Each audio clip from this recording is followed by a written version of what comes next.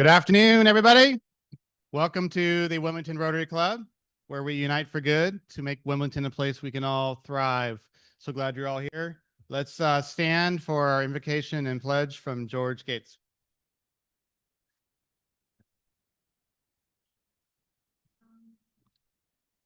Afternoon. Let us pray.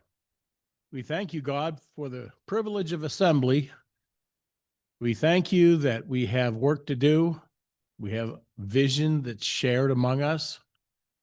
We appreciate the leadership and how you inspire us through those leaders. We pray, oh God, that you would stir within each of us a sense of mission and direction, how to make an impact in our world. May this food strengthen us to your service. Amen. I pledge allegiance to the flag and to the United States of America and to the republic for which it stands, one nation under God, indivisible, with liberty and justice for all.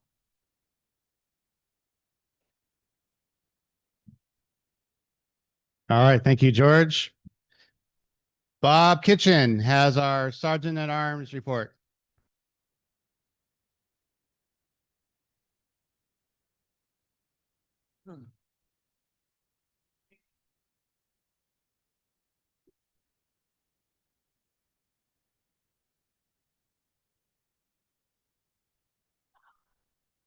Thank you, President David. Hello.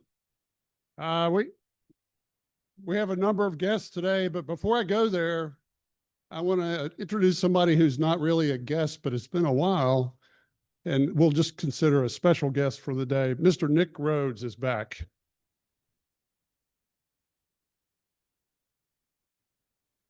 Good to see you.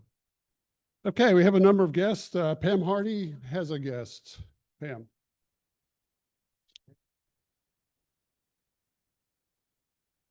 Good afternoon, fellow Rotarians. Today I have visiting with me Kevin Blanchard, who has spent 13 years working and volunteering with youth nonprofits all over Wilmington, North Carolina, serving in roles ranging from Director of Business and Finance to Executive Director. He currently serves as Kids Making It. It's Executive Director. Kids Making It is an after-school nonprofit that transforms young people's lives through woodworking, trade education, and entrepreneurial earning opportunities. Okay, thank you.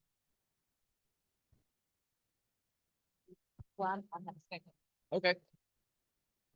Yeah, do it. All right, Christina Ferris has a guest. Christina? We'll come back. Are you on the? Okay, I'll come back to you. Good afternoon, fellow Rotarians. It's my pleasure to introduce, hopefully for the last time as a guest, Jamison Tomlin. He's our Major Gifts Officer at Cape Fear Habitat and is a transplant from Texas. So we're really glad to have him here.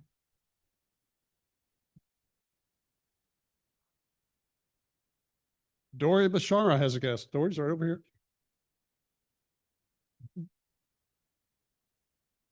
Hello, Rotarians. I'm pleased to welcome my Regional Vice President for Rev, Joe Orlando. You can stand up, Joe, and say hi to everyone. He's been with Rev for just a few months, but he's an incredible leader, and I'm excited for you all to get to know him through me. Thank you. And Joe Owens has a guest.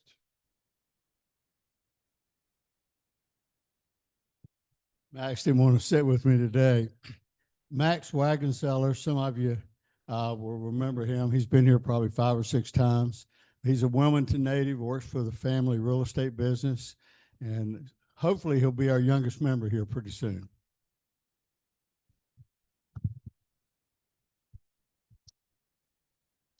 And Albert Cementa has a guest, a special guest.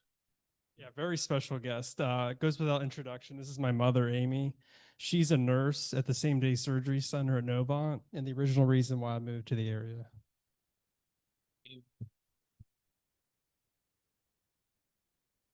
And Allie Adams has a guest. I'd like to introduce Jim Adams, a real estate broker for the Vance Young team at Intercoastal Realty, and also my husband.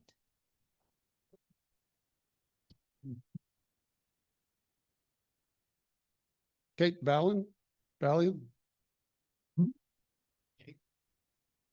Hello, good afternoon, fellow Rotarians. I'd like to introduce my two guests and my co-workers, Sandra Cintron-Gauthier, who's our Manager of Collections and Exhibits, and Darcy Roten, who's our Science Content Developer.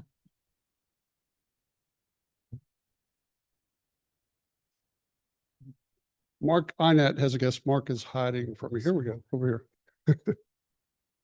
We intentionally grouped together for you, Rob. You got it. You got it. Gentlemen, if you'll stand. Fellow Rotarians, please join me in welcoming two guests. The first I am hosting instead of Terry Smith, who is traveling internationally doing something amazing, I'm sure. Prince Al Habib is back with us again. We're glad to have him. He is in capital management. Please join me in welcoming Prince. And for the first time today, I'm honored and privileged to have a friend, Ryan DiParisi, join. Ryan is a retiring naval officer who's transitioning into private sector work. He is and his family are pillars of our community at our church, and it is a privilege to have him. So please join me in welcoming Ryan. We also have Brittany LaRue visiting. Brittany, Elizabeth is here to introduce her. Thank you. Good afternoon, my fellow Rotarians. Want to introduce for a second time Brittany LaRue, my friend who is here and also is very interested in joining our club. So please come up and introduce yourselves after the meeting.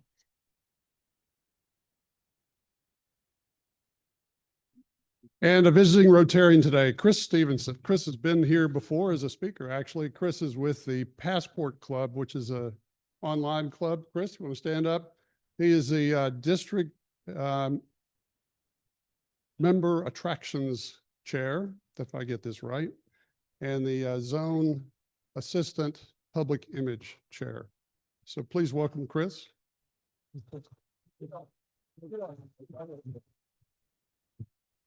Harvey, you told me I was going to have to introduce him, so I did.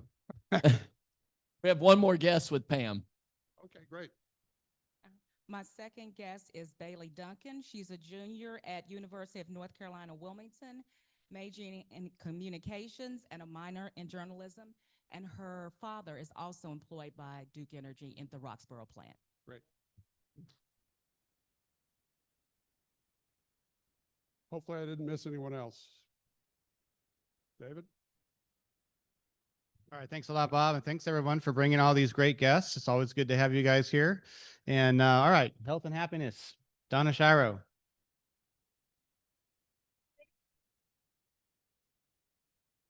Thank you for that warm round of applause.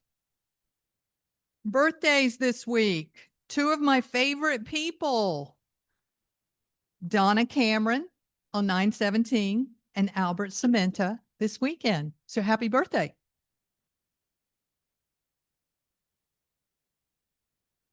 Membership anniversaries, Jay Squires, 36 years in Rotary.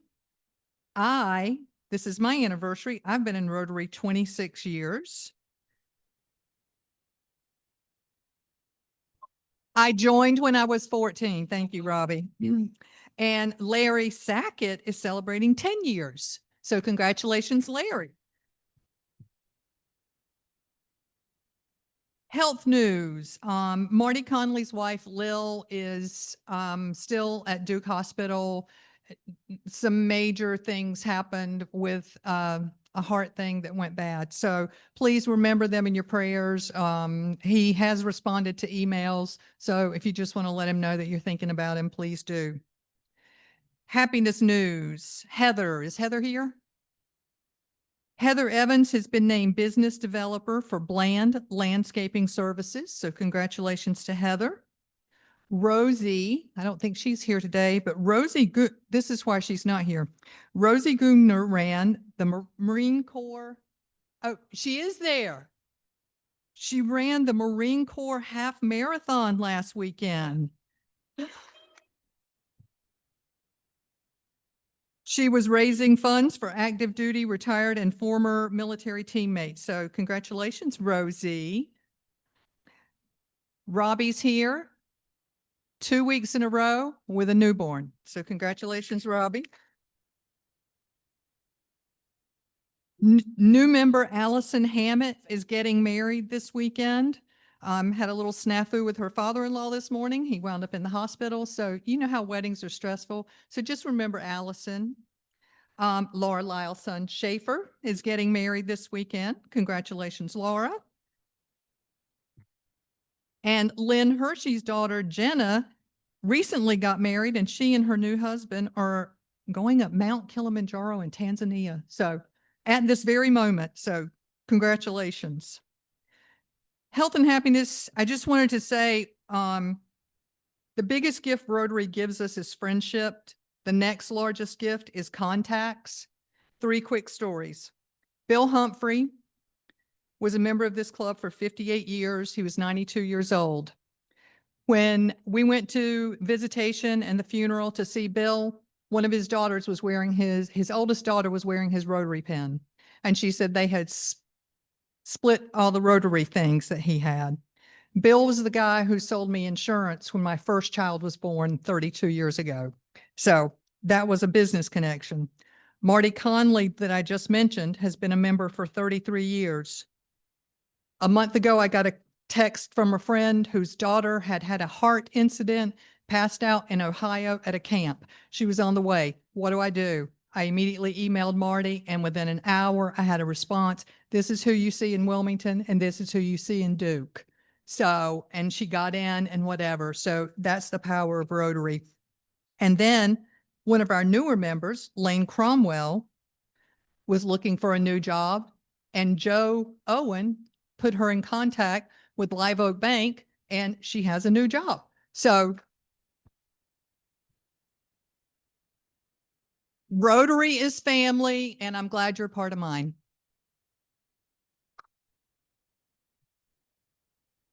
All right. Thank you, Donna. All right. Dori Bashara is on her way up here to tell you why I'm wearing a t-shirt today. Hi, everyone. This Saturday, we are truly going to be Rotary and Leaders in Action by volunteering at the food bank here at 1000 Greenfield Street. Right now, I believe we have 9 spots left for the volunteer project. It's 9 a.m. until noon. If you'd like to sign up, please see me. There's an actual link you need to complete a waiver form, and that will guarantee your spot. These are our new volunteer shirts. We have a limited supply. If there's a high demand for it, we'll look at ordering more. They're a really nice quality performance t-shirt, but when we go and volunteer together, we'll represent really well. If we're all wearing these shirts, it will make a big impact to show what Rotary does to support our community. So again, I'm Dori. Come see me after the meeting if you're interested in volunteering this week or for future projects, and also if you're interested in getting a t-shirt. Thank you. All right, thanks, Dori. Good job picking out these really nice, comfortable t-shirts. And she has the whole year kind of planned out for community service projects. So there's lots of opportunities to serve, and just see her about those, and love to see you out there. All right, we're getting a lot of new members in here, which is always great. And now we get to learn about a couple of them. So Tracy Linderholm is going to come up and kick us off with her new member talk.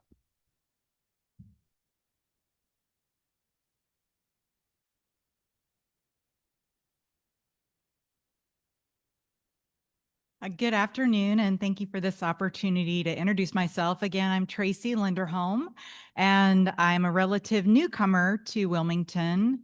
I moved here a little over a year ago to take a new role at UNCW as Dean of the Watson College of Education. And then a little bit more about me. I need to take you on a little bit of a geographical tour. I grew up in Lincoln, Nebraska. And then I moved to Kansas to go to the University of Kansas to earn my bachelor's degree in journalism. I then moved to Sacramento, California, where I worked for the Sacramento Bee newspaper and advertising for a few years. Then I picked up a master's degree at California State University. And then I decided to go to the University of Minnesota in Minneapolis for my PhD in educational psychology and cognitive sciences. So what brought me to the Southeast is my first academic appointment at the University of Florida. So I was there as a professor for 11 years. And then as we say in academia, I went to the dark side and I took a job at Georgia Southern University in Statesboro, Georgia, to become the Associate Dean of the College of Education there. And that's what then eventually led me to UNCW. I did not come alone. I came with my wonderful husband, John, who is a professor at UNCW. His area is exercise physiology. And we have a teenage son who's a junior at Hoggard High School and is a track and field athlete. And the center of our universe is our Great Dane Hound mix, Louie, all 105 pounds of him. And so I also wanted to mention what brought me to Rotary. When I was living in Statesboro, I was heavily involved in city commissions on youth and youth resources and also health promotion. And I wanted to really get involved in community service as I moved here to Wilmington. And as incoming dean of the Watson College of Education, of course, I was introduced to former dean Kathy Barlow, who talked about the wonderful Rotary Club. And then I got to know Lucy Holman and found out she was a member as well as Allie Adams and Katie Crosby. So that's what brought me to Rotary.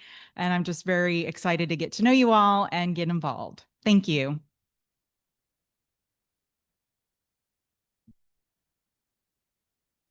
All right, great to get to know you there, Tracy. And Jay Martin is next. Go, Jay. Thank you, David. I guess I could go through the same sort of geographic tour as Tracy did, except I did it all by boat or by ship. So thank you very much for allowing me to join the club. This is not my first time in Rotary. I appreciate being in Rotary because, as I think George just said, that we have a shared vision together, and that vision is making the world a better place for all people. So I thought about what I could tell you that would give you a sense of some of the peculiarities of my life. And so here are a couple of things. I have a famous cousin, sadly deceased, who I never met, and her name was Janis Joplin. So a very distant cousin. Also, and this one is actually for Wilbur, you all recall that he dated a first, it was a first daughter, right? I never did that, but I won the hot legs contest in high school and in college. So, beat that one. So I'm not going to prove it. I will tell you that I raced bicycles, and so my legs at the time were in great shape. Interestingly enough, I also went through sort of a weird, selection of colleges and moving as I worked my way through my PhD and ultimately ended up teaching. But in my 14 years of pursuit of a PhD, the whole time I worked full-time at other jobs, and those jobs included work in underwater archaeology, archives, museums, libraries, and on merchant ships. So I have sort of a broad experience in that way, but I kept coming back to public service. And one of the things that I found that was a surprising talent, I guess I would suggest, is that I have sort of a knack for taking institutions that have challenges and then taking them to the next level. So when I retired my tenured faculty position at Central Michigan University to move here, the intent was actually to go into a job where I did not have those challenges, which turned out to not quite be the case. If you watch the news or listen to the news or read the newspaper or social media or anything, you'll know that that's the case.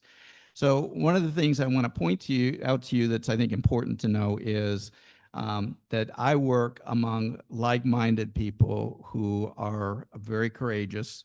Our Battleship Commission, the professionals at the Department of Cultural and Natural Resources, and their focus is on moving the battleship to the next level. And when you hear those things in the press, I want to point out to you that what I hear is that's progress being made. So we're working through things and moving forward. Thank you so much for having me in the club. Go Rotary.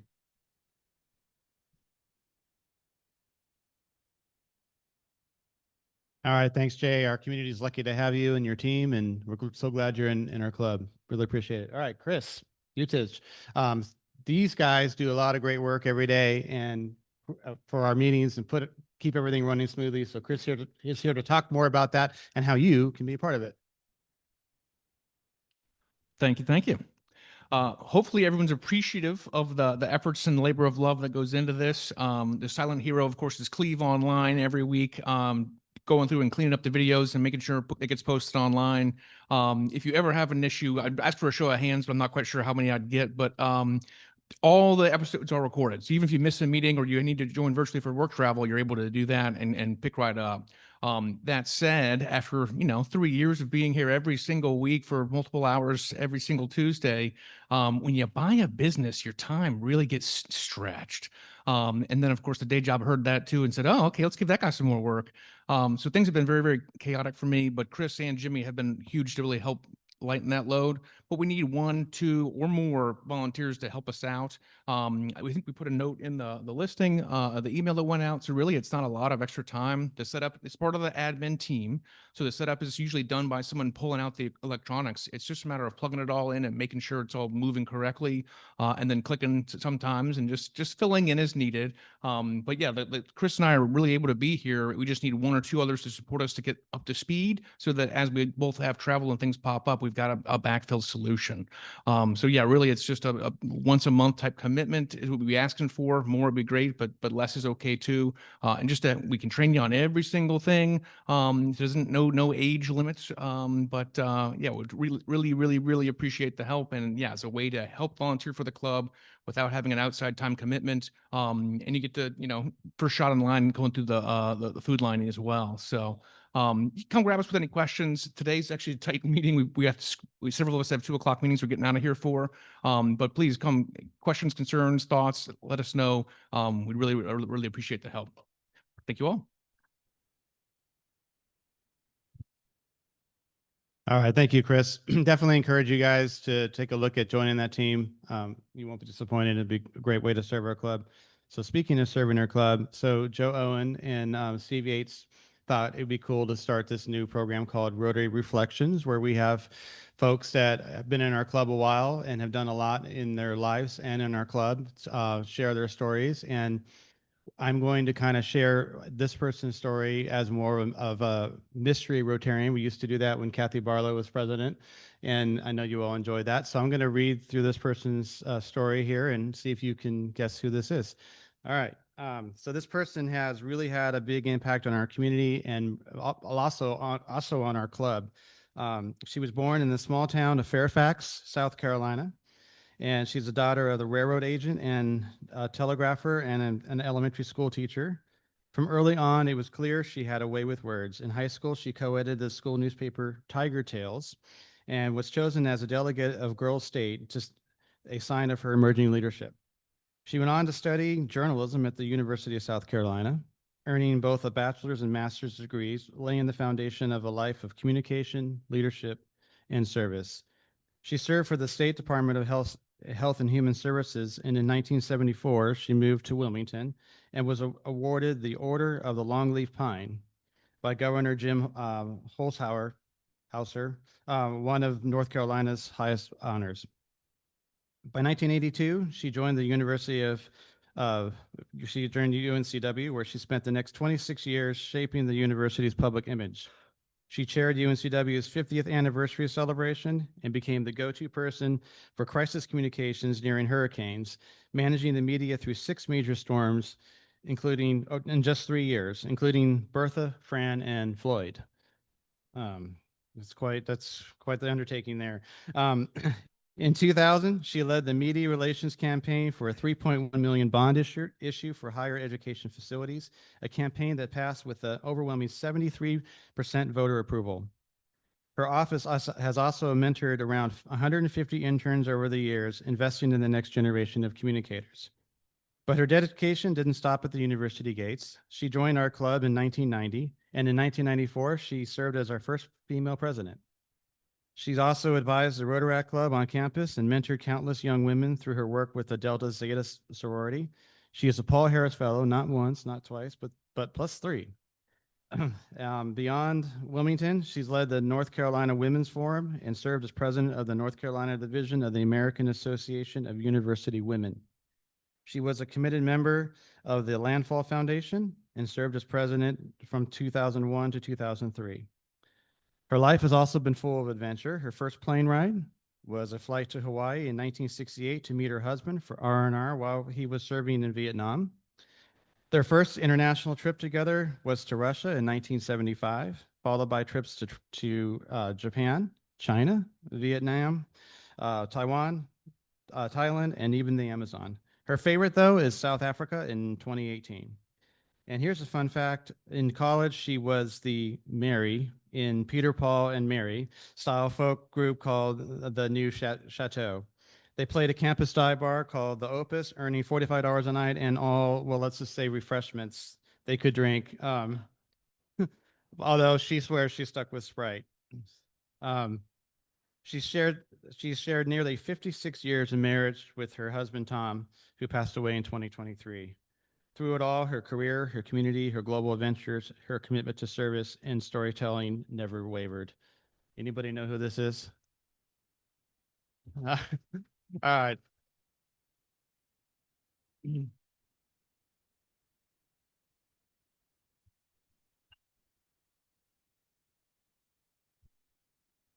All right, Mimi, that's quite a story. We're so glad to have you in our club and everything you've done for both our community and our club. So thank you.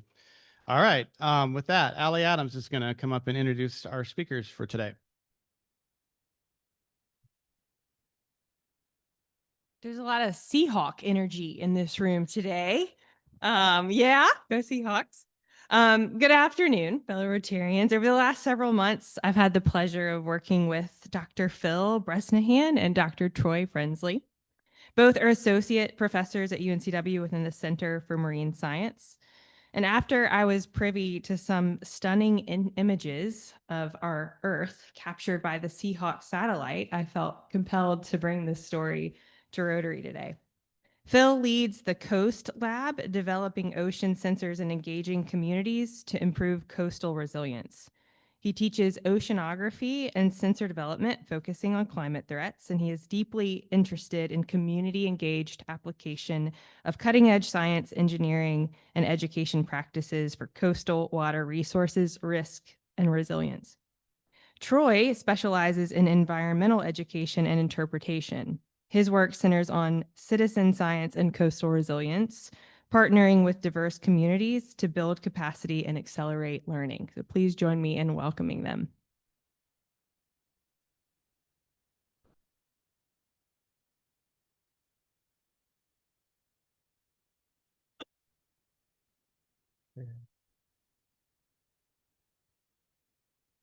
Thanks so much, Allie. And thank you all. Really quite an honor and pleasure to be here with you all today. So does the sound seem okay so far? Great, thanks. So my name's Phil Bresnahan. I'm at UNC Wilmington in the Department of Earth and Ocean Sciences, work very closely with Troy here. And we wanted to tell one of the couple stories of our collaboration that has emerged over the past couple of years, focused on the Seahawk, Hawkeye, and the participatory Ocean Color Network. So before getting into what all of this actually means, I'm just really curious, has anyone in the room here today heard that UNCW launched and deployed its own satellite? Number of you. Wonderful. Great. So we'll tell a little bit more of that story today, and then how Troy and I started working together as research collaborators, but then most importantly, how we began working with many different community members around, especially the United States. So I'd be remiss if I didn't first acknowledge the Gordon and Betty Moore Foundation that has funded this research. And then what we wanted to talk about today, the story that we hope to describe to you all, is this idea of the Smart Coasts Collaborative, which is the name that we've given to our collaboration. We'll talk more about what that actually means. We'll talk about the Seahawk satellite and Hawkeye sensor on board that satellite, as well as get into some of the network and more of the community applications here as well. So first, what is the Smart Coasts Collaborative? Troy and I have been working together on a number of projects over the past few years. I joined UNCW about 5.5 years ago, and fairly quickly into my time at UNCW, a mentor of mine said, "You really need to meet this guy, Troy. It sounds like you have a lot of stuff in common. It sounds like there are a lot of complementary areas in your research, and I think you would have a lot of fun chatting and getting to see if there are opportunities to work together." Fast forward a couple of years, we have now been funded on a couple different projects together, including this one on the Seahawk and Hawkeye. And we decided that there was a little bit more to the story than just these one-off collaborative projects. And we wanted to see if there was a way that we could tell that part of the story as well. And so you can currently go to smartcoastscollab, COLLAB.com to see a little bit of this. And so this is the landing page for our website. And we describe our mission as building a diverse community of researchers, educators, and the public collaborating in the discovery, study, and protection of our coasts. So what does this actually mean? We are trying to combine a number of different elements that are sometimes combined, but not always, and really, I think, build a much stronger picture when we are able to tie all these together. And so I'm going to talk about this first one here for a moment and then hand it off to Troy on the others. So my background, I started as a chemical engineer in my undergraduate studies. I decided I didn't want to go the traditional route for chemical engineering and took a little bit of a turn into chemical sensor development for oceanography. Initially was studying things related to the pollutants in the ocean and trying to figure out better ways of understanding those through better technology. And so I find myself in this top portion of the triangle here, where now I spend most of my day-to-day work in the lab building low-cost and ideally easy-to-use sensors, looking at how we get real-time data out to different audiences through dashboards and alerts, a number of projects, one of which we won't talk about in as much detail today, but is of very local relevance, also looking at things like water level and flooding and how we get alerts to the community when there are major rainstorm events or other hazards. And then ultimately, these are intended to be targeted at community needs.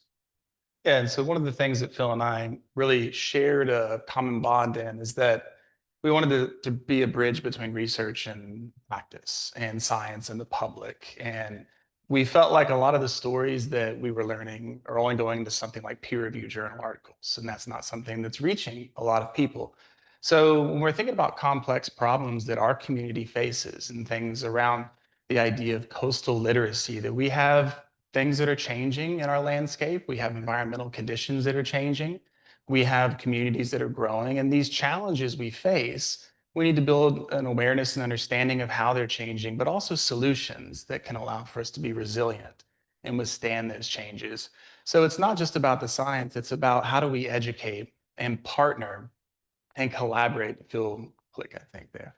Partner and collaborate in educating people based on what we're learning, but also us learning from them. My undergrad students especially are always surprised when I tell them that I don't know everything, that I don't have the answers, and that I'm just one person and Phil is as well, but we're in this bigger system, and we like to empower and collaborate with lots of different people who are questioning and concerned about what's going on in their community and want to help, and we need their help. But to help us sort of do that more effectively is that across these two different approaches, what we're trying to do is to bring about effective change and success in our ways to understand what's going on, drivers of potential issues, and then solutions. And we have to learn from a lot of people as much as we gather information and evidence. So we use evaluation and adaptive management to figure out what's working in our projects. What are people telling us that's going well? What's not going well? As you're going to see, we work with individuals from all over the United States in this particular project we're going to share with you. And what works for one community and one person doesn't necessarily work for another. And we need that back and forth feedback such that we can come together to really tackle these big, grand problems that we're trying to learn more about. So if you'll advance, that's kind of the thread that connects all these things together. So we're not coming at these problems or working with communities that we have the solution. Rather, we have a set of tools and ideas and approaches that together we can work to uncover the solutions that we're all looking for. So one of the projects that we wanted to focus on for today is this one related to ocean color and related to the satellite, which we're going to be talking about for really the majority of the rest of the presentation, but happy to take questions about any of the collaborative work that we've done. And we're going to start by telling the story of the satellite and sensor here before we get to a little bit more of the community application. So the Seahawk is this proof of concept project that had the goal to demonstrate the ability to build, launch, and operationalize, meaning make the thing actually work in space, an ocean color sensor aboard a CubeSat. CubeSat technology was invented a couple decades ago as an educational initiative out of Cal Poly in California, and ultimately has been determined to be a really successful method to get satellites into space to do all sorts of different, both educational, but now also scientific research and operational missions. So we're using CubeSats, the planet now is the globe. We're using these CubeSat satellites to do all sorts of things. But no one had ever made a CubeSat satellite with the ability to study changes in the ocean at the highest available resolution that is really required to see kind of the fine scale features of what's going on out there, which we'll talk about in a moment here too. So ultimately what we wanted to do was provide some high quality, high spatial resolution imagery from around the world. So the idea of high resolution is, if you think of that kind of quintessential scene from CSI where they're infinitely zooming into the license plate and it always is crisper in image no matter how much they zoom in. There's a lot of detail if you do the same thing on the Earth, and we were missing a lot of that detail because we didn't have these high resolution sensors. We could see a lot of what was going on, of course, but we had this kind of blurry view. And so the goal here is to prove this concept that it could be done on a CubeSat and to do it better than anyone had ever done it before. So what is a CubeSat? A CubeSat, again, is this kind of small, compact device here. It's 10 by 10 by 10 centimeters. So it's a really small device, one CubeSat.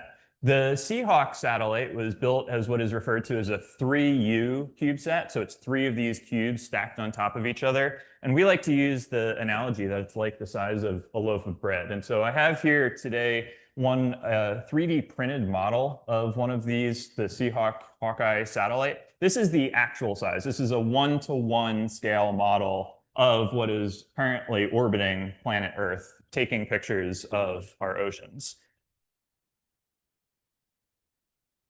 So these have been used for all sorts of different missions, as I mentioned, educational, technological, demonstration, scientific research, as well as now commercial. They've been proven to be extremely successful devices. What you're looking at here on this image is a number of different satellite missions that have been developed primarily by NASA over the last couple decades, with a human on the far left-hand side of this. So there have been a lot of satellite missions to study the ocean, and they typically use these really, really, really large satellites. The smallest of all of them is one that's about the size of a human and weighs 309 kilograms, or about 800 or so pounds. The Seahawk satellite is 5 kilograms, about 11 pounds, and is, again, the size of a loaf of bread. So massive advance just in terms of scale, which means there's a lot that we can do with this technology. Here are a couple pictures of it. We have the loaf of bread. This is in the lower left of this, we have John Morrison, who is the PI who pitched the initial concept and got the initial funding for it. We have Alan Holmes and Gene Feldman, who designed the spacecraft, the sensor on board, and Sarah Rivero-Calle, who's a professor now at the University of Georgia, but was a postdoctoral scholar at UNC Wilmington, who's been involved in this project as well. So our Seahawk CubeSat has this reduced size. It's much, much, much lower cost than the other technology. So even though it's not cheap by any stretch, it is way lower cost than doing this with the kind of standard NASA approach that could be way into the tens, hundreds of millions, or even billions of dollars. And it gives us the highest available spectral quality, meaning color images of the planet.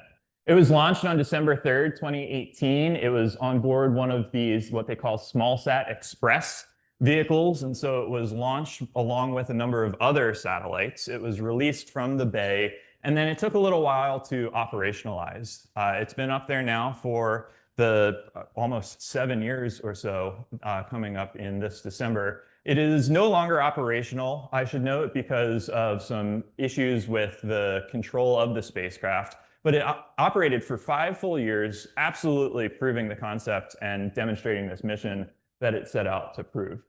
So it's been going around the planet, as I said, now for coming up on 7 years this December. And what it's doing while it's up there is taking all these really amazing images of the planet, again, at the highest available spatial resolution. The entire planet, it's orbiting all the way around, pole to pole, several times a day. And so every 18 days, it returns to the same spot above Earth. So every 18 days, it's directly above us and can take a picture of what's happening along our coastline at that time.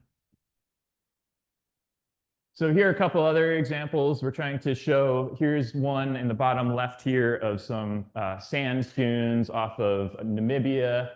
We have some images from the Pacific Northwest just to show some of the kind of intense coloration and these really fine details that you can see in the images. These are what we refer to as true color images, which means that if there were no atmosphere and you could see straight from the satellite down to planet Earth, this is what it would look like. But we're also trying to do a lot, of course, from a scientific research perspective with the results from these data, such as things like what can we see in terms of, I mentioned this term ocean color before. What that means is what can we see in the ocean that tells us something about water quality? So what can we see in terms of chlorophyll, which is an indicator of algae blooms? What can we see with turbidity, which is an indicator that's the opposite of water clarity? So anyone who's spent any amount of time along the coast, which I'm going to take a big guess and say that's all of this audience here.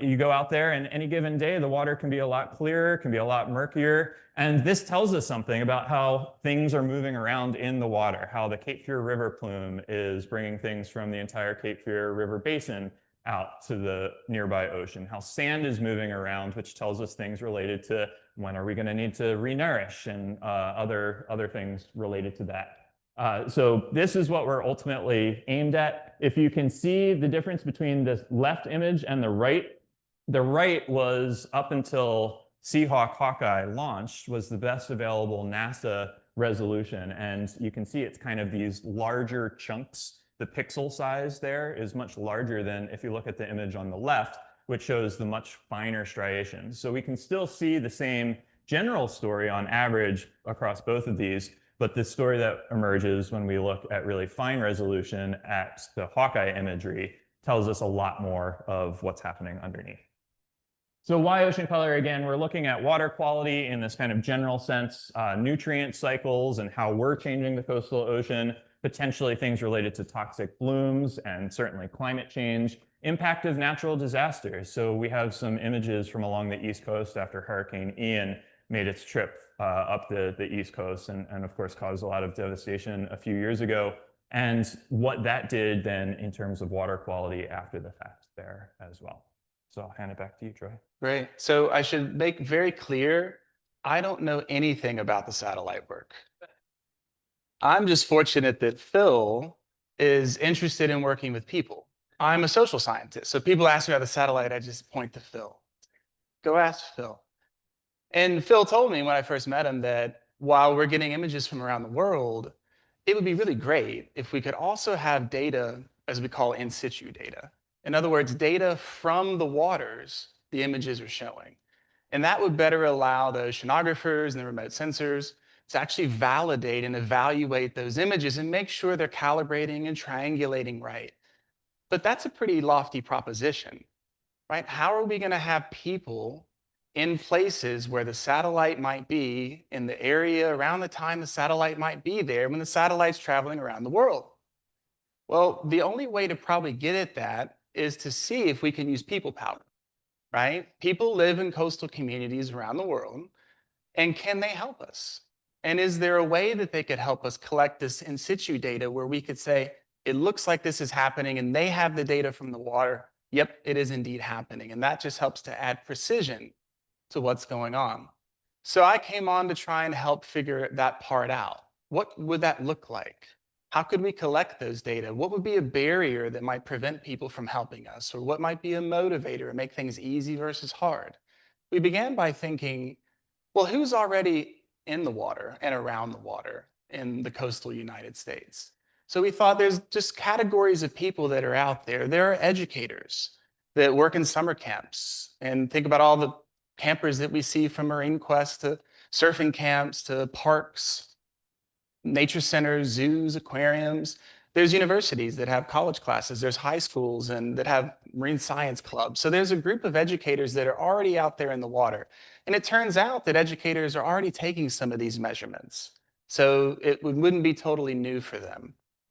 There's also agency and research personnel who are already in the water. Think maybe Division of Marine Fisheries or National Estuarine Research Reserve. This is a great picture of Masonboro Island right here. So there are already people on boats and on the water, and they're already observing changes, and they're interested in changes that they see and what might be causing that and what's going on there. There's another category. We thought, what about like eco-tour operators or businesses or anglers, right? Commercial fishermen that are maybe on the water all the time, that are going near shore and offshore. So we began just sleuthing around and asking different people, who's interested in something like this? So we developed a really simple sort of one-pager that we kind of cold emailed a lot of people and said, hey, we got this project, and this satellite's up there, and we're using other satellites as well, and we're getting all these images. We sure would love to learn more about changes in the ocean color and clarity and all the things that tells us. So with this, what we're using is some sort of very old technology that's really simple for people to do. This is a several hundred-year-old technology, which by comparison, right, the CubeSat is very futuristic, very novel, really groundbreaking technology. Nothing like that had existed before. But this is called a Secchi disc, and it's basically a tape measure that you have a round disc attached to. And what you do is you actually can look at the disc until set at the surface of the water, drop it down until you can't see it anymore, pull it back up and take measurements. And that tells you how clear you can see, how deep, right? What the water clarity is. Attached to the side of it, we have this color scale called the Forel-Yules scale, which is a standard scientific scale to measure color. What's really important to us in this work is that we're transparent and we're accessible. This is developed by our colleague, Dr. Bruin.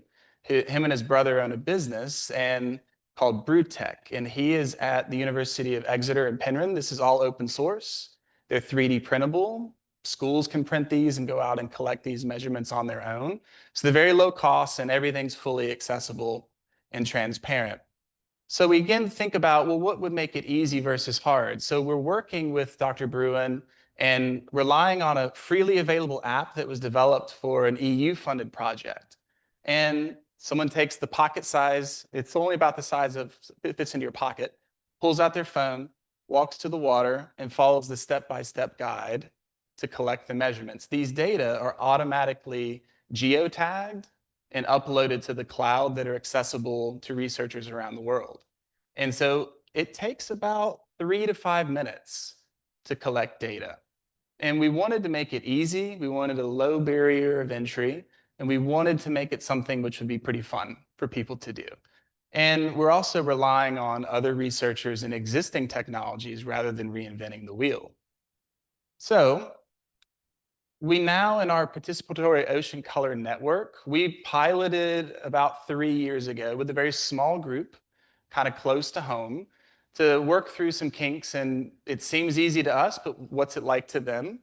Here you can see every single dot, and when you zoom in, there's many dots in different locations, are the current data that have been collected in our network. And you can see we began in the southeastern part of the US. Today, we have over 800 measurements and volunteers in 27 different cities. And these volunteers range from the US Coast Guard to CETO, to Division of Marine Fisheries, to high school teachers, to university professors, and the list goes on. So it's a really diverse mix of people along the coastal waters, which was the sort of geographical range of where we were looking at.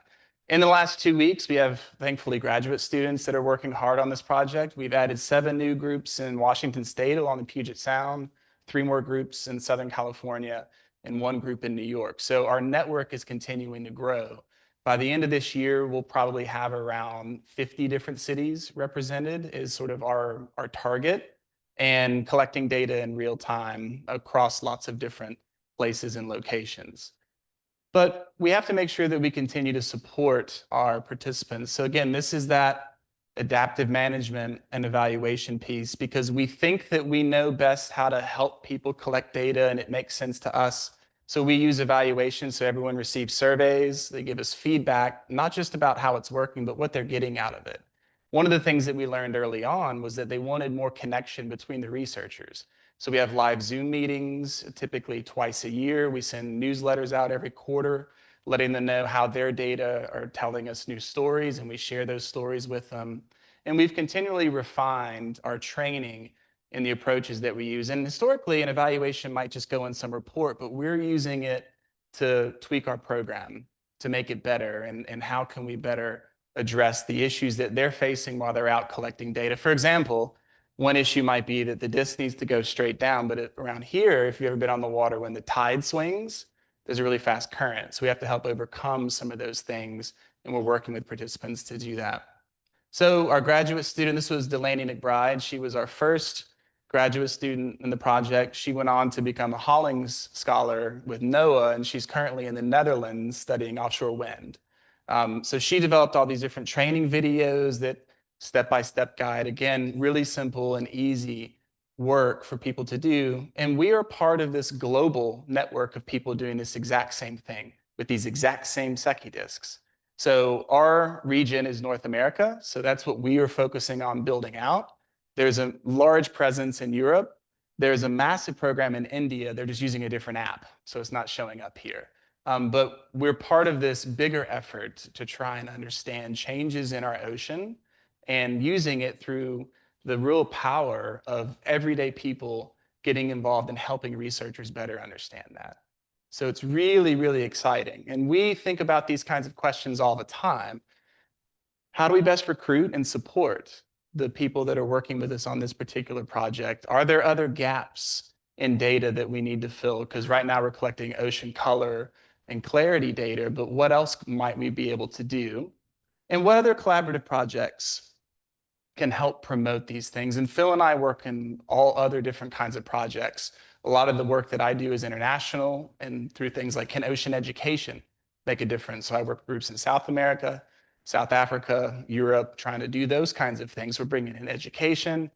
Bill has graduate students that are working on other sensor technologies. And if we have time, he can talk a bit more about that now. So that's all we have for this. We have more stuff we can share, but we'll get sensitive to your time.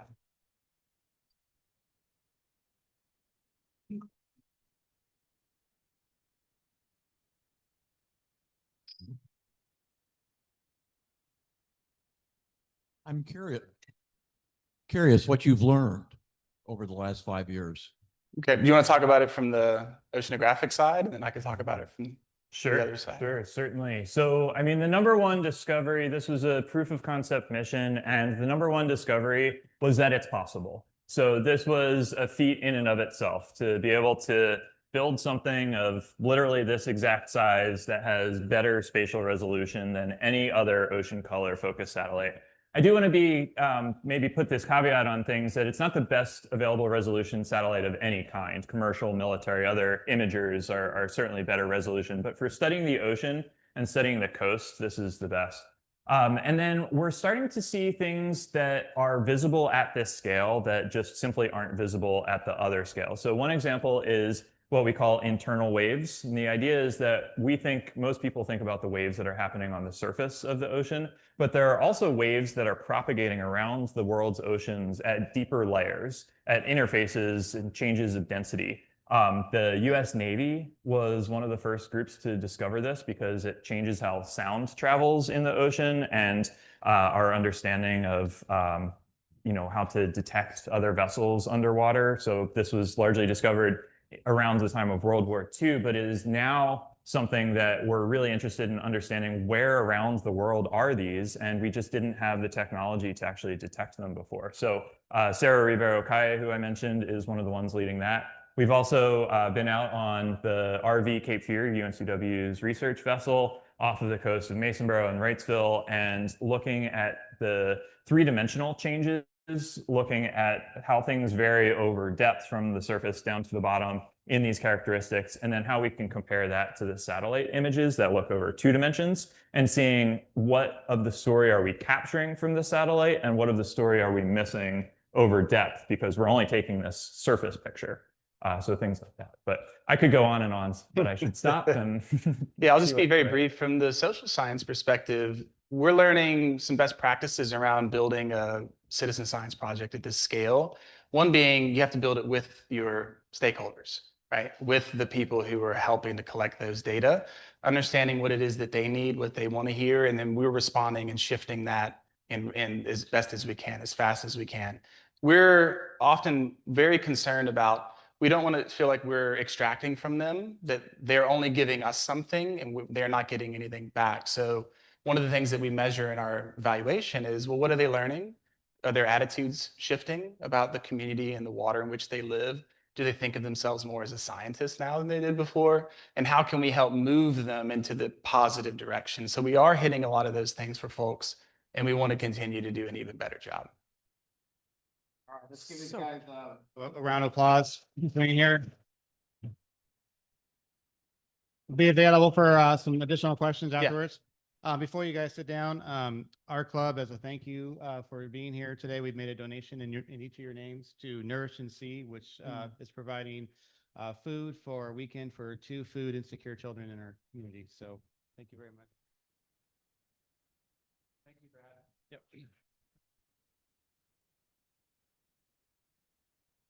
All right, some couple of things. First off, don't forget about the card bucket. We do this every week.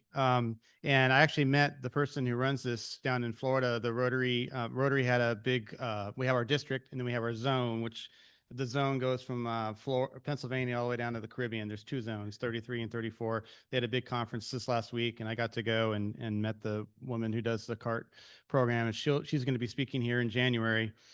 So you'll learn more about that. All right, Leaders in Service, they had a meeting this morning, and a couple good ways to get involved. This is the program that is our major fundraiser for the foundation that funds a lot of our committees and allows us to do a lot of good work in our community and in our world.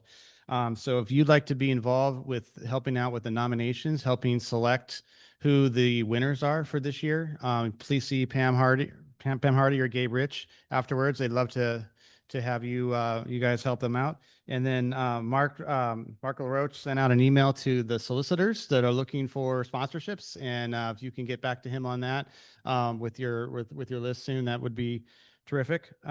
Next week's program. Well, first off, with all the guests here today, it's really great. We're seeing a lot of people become members of our club. We're gonna have 4 new members being introduced to our club next week. So I think that's a record, maybe, for one meeting. So that's really terrific. But John Statton's going to be here from the Star News. He's the arts and culture reporter. He's going to be talking about all these cool things that are happening, the TV shows and movies that are being filmed here, the social district and Brooklyn Arts, the food trucks, all this great stuff that's happening that makes us unique, and that's right in time for Riverfest, which is coming up in a couple weeks. So he'll be here as our speaker next week. Another great way to get involved, our education committee is on fire. We have 7 different subcommittees, and then we have one umbrella committee that Peter Maloff has taken over leading, and they're going to have their first meeting next Monday morning at 8:30 at First Carolina Bank, where Donna Cameron works. So if you'd like to be part of this team, they're doing great work. We've launched an Interact Club at Hoggard. We had 25 students there at the first meeting that Matt Hilliard put on. We have Rotaract. Michael was there, and we had 150 students express interest in that. The Together We Read program, the literacy program we have, has been expanded to aldermen. And then we just had a great meeting this morning with Wilson on a couple of different programs that they're looking to launch too. So this is a great way to get plugged in and start making an immediate impact in our club. So that'll be in my email on Friday too. Don't forget about our service project this Saturday. Hope to see you there. And then if you're under 40, there's a social on the 24th, so you can sign up with Donna Shiro for that. And then finally, our club is going to be exhibiting at Spark, which is the Wilmington Business Journal's annual business expo. And if you'd like to help us staff our booth, we'd love to have you there and just talk about Rotary and how great it is, so we can continue to garner interest in our club and everything we do. That's the 1st of October, Wednesday, the 1st. And then Kevin, Bailey, Jim, Joe, Ryan, Darcy, Amy, Sandra, and Prince Abib. Al-Habib, good to have you here. And welcome back again, Jameson, Mark, and Brittany, and Chris. Always good to have you here. So I think that is it. Steve? Yes, Do the sir. raffle. Raffle today, last 4 digits, 7874. 7874. The winner all right. Come back and see me and you'll get paid off. I swear Thank it's you for like your the 4th participation. time he's won. Okay, Dave, you want to go somewhere after this and we can. Okay. We'll spend All right. money. Let's stand and recite the Rotary 4-way test of the things we think, say, and do. First, the truth. Second. Third. Fourth. Rotary.